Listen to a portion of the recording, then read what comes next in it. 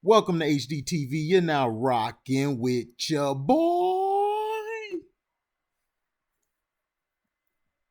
Kevin Durant, Paul George, Carmelo Anthony, and Enes Kanter defend Russell Westbrook from being called a bad teammate. Russell Westbrook has always been attacked for being a bad teammate according to the media, but that's not close to what the people who have played with Russ actually think. He spent the first 11 years of his career with the Oklahoma City Thunder, and nobody had anything bad to say about Westbrook. Regardless of how bad he's perceived by media as a teammate, during his career, Brody played with great players including Kevin Durant, Paul George. Well, no Planners Paul ain't a great player, but Carmelo Anthony and Enes Kanter. Enes Kanter's a bum too. So none of these players have something bad to say about their time playing with Westbrook and OKC. In fact, they never hesitated to praise the all-star point guard and his ability to make a good impact on his teammates. Paul George says this on Westbrook: he allowed me to be myself. He allowed me to be comfortable.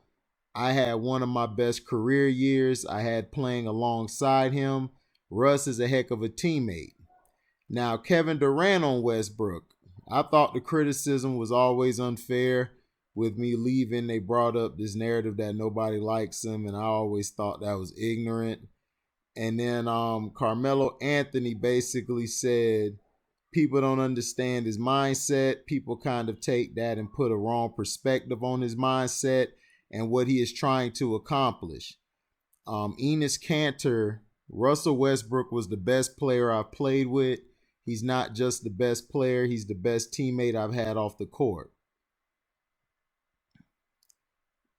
Brody is actually one of the coolest guys in the league, and everybody who has spent time with him actually agrees to this.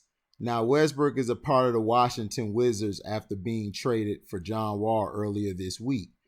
Everybody is convinced he's going to be a problem for the Wizards and Bradley Beal.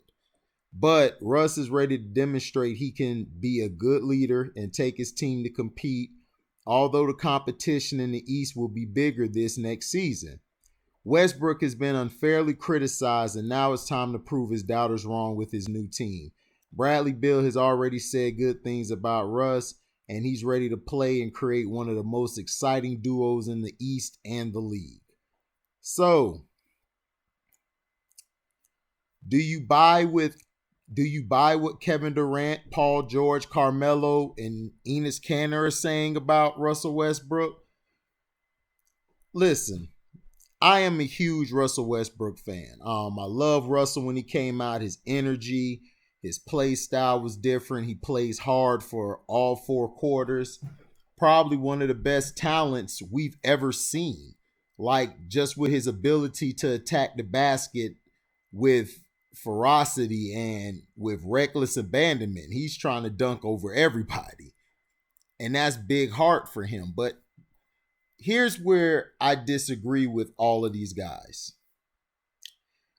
Russ isn't a bad teammate as far as having your back with the media and going out places and chilling, and he basically is not fun to play with. He's not a championship type player. You won't win a championship with Russell Westbrook. You'll probably get to the 8th, maybe 7th seed. You might can get to the 6th. But the East is going to be tougher next year. And he's going to have to adjust going against all these new teams. The Magic, they've been to the playoffs the past 2 or 3 years. You have the Brooklyn Nets, the possibility of dominance or the possibility of they could be up or down. And we're going to see if Kyrie and KD could work. We don't know if that's going to work. So we have a lot of questions about that team. But then Miami Heat with a complete team, and then you have Jimmy Butler and like Hero and Duncan Robinson, Bam Adebayo, Dragic. You also have Iguodala. You just picked up Mo Harkless and Avery Bradley. You added to your strength, which is going to make them even tougher to play next year. So I know I went sidetracked, but Russell Westbrook has never been to me like a bad teammate per se. But if you look at the situation and look at it wholeheartedly, he's a good guy. He's a good dude probably to be around, to chill with, to go have a drink with, go see the scenery, just chill. Best friend things you guys do. But on the court, the guy's decision making is probably the worst decision making that I've ever seen. Seriously.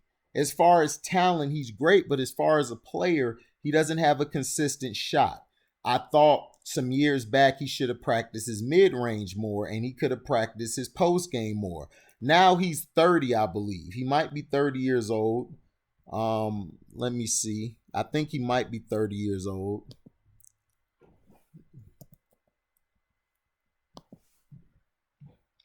Yeah, Russell Westbrook's 32. 32.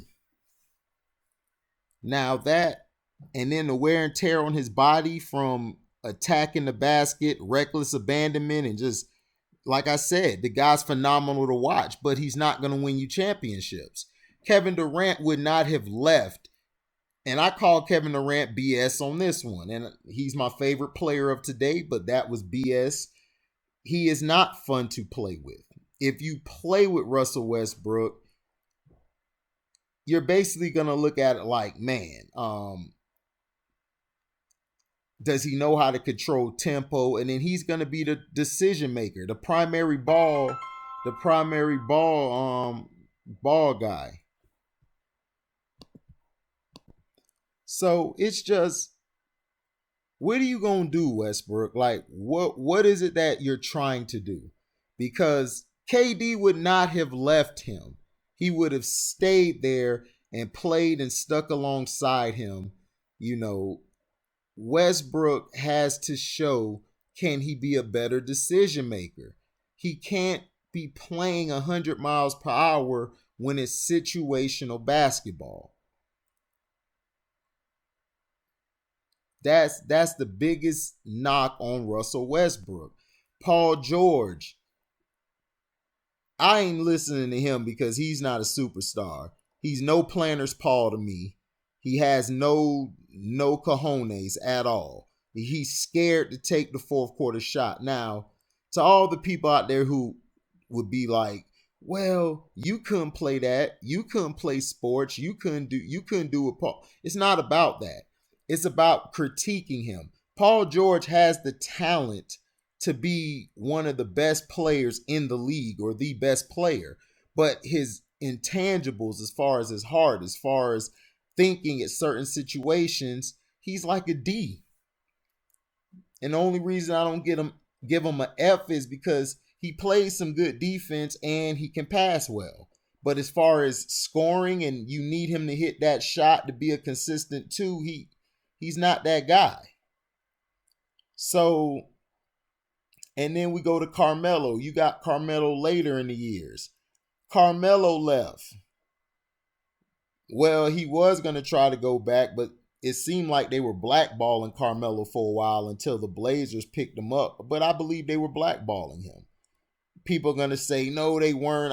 I believe they were blackballing Melo until he got picked up by the Blazers. But he didn't stay with you.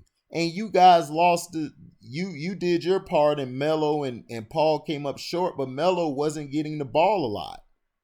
He would get the ball, but you guys didn't play with a continuity. So Westbrook is the point guard. You have to get on the same wavelength with your players. But that's what I'm saying. He's nothing more than an undersized two guard. That's all he is. And he's never learned how to play off the ball. He's never developed his shot. Now, before COVID hit, Westbrook was playing good. He was hitting the mid-range more. He wasn't shooting the three. So he got better. I cannot lie. Westbrook for a moment was looking like he could be in the MVP conversation because he was balling out. He wasn't trying to get all the rebounds. He was playing off the ball, catching and hitting the mid range and attacking the basket. So I think if COVID would have never hit, we could have seen a better Houston Rockets team.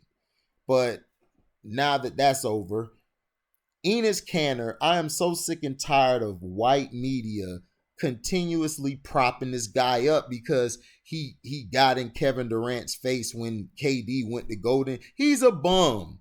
All he can do is play offense. If you shut him down offensively, you'll destroy him on the defensive end. The guy's not even that good of a rebounder. He's about a C minus, maybe a D plus for his size.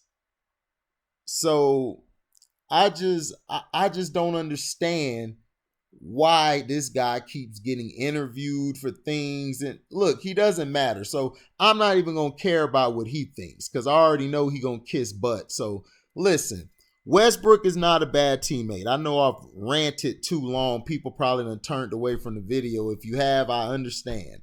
But this is what pisses me off is that he doesn't change his decisions. He doesn't make better decisions. He has to learn how to make better decisions. He has to learn how to talk to people and be one with people and learn how to get his team on the same wavelength as him. He has to learn to play off the ball. When you come down the court as a point guard, it's not necessarily you dribble, and pass. No, you could pass out to your small forward, or you could pass out to the 2, or you could pass out to the 4 in the post, and then you could move around. You could set a screen to get somebody open, and you cut through the lane, get the ball, and operate. You have to learn how to do things without the ball in your hand. Now, you get rebounds and things, but mostly those are uncontested. You're not going in there battling with 7-footers all day. All the 7-footers are all by the 3-point line. So I call BS on all 3 of these players. I don't count Enes Kanter as nothing.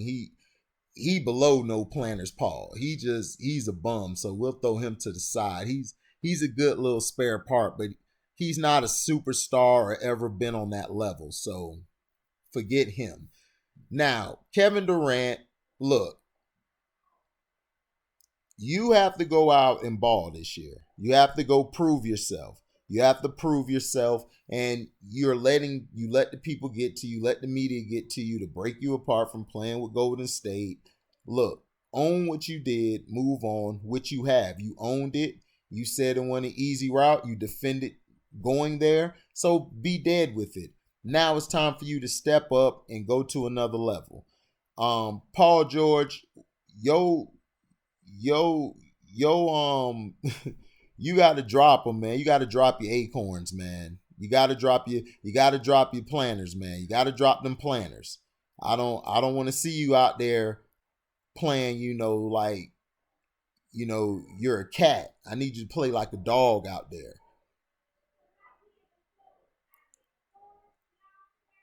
And go over here and go over there and go and get this, grab that. That's what you need to do. You need to be clutch in situational moments, and you guys will win. If you step up and play your role in tough games, you'll be straight. Now, I just don't trust your coach, but we'll see. I still think they took a step back. Now, Carmelo Anthony, he's happy in Portland, but Portland, they need to figure out what they're going to do. Are they going to keep 2 shooting guards, or they're going to get rid of 1 and get a point guard? I'm telling you, they need a point guard for that team. If they had a point guard, the Blazers would be a much better team. Damian Lillard is too much of a 2 guard. I love him, and he's a great player to watch. I understand people feel like, man, he doesn't want to join the super team. He wants to be his own guy, but still, it's going to be tough because they don't have a point guard. When Melo played with a point guard like a la Chauncey Billups, look what happened. He was 2 games away from getting to the finals. So we have to put things in perspective. Russell, you are Westbroke to me. You ball for broke and your shot is broke, but you still be balling for broke. Westbroke. You you got to step up, man. You got to make better decisions. Forget these triple doubles. Forget all that trying to prove you a great teammate. Go out there and ball, man. Change your game. Practice. Your key word is practice because you're going to come to play on game day. All right, you're going to play on game day.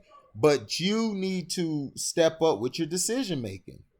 You just have to.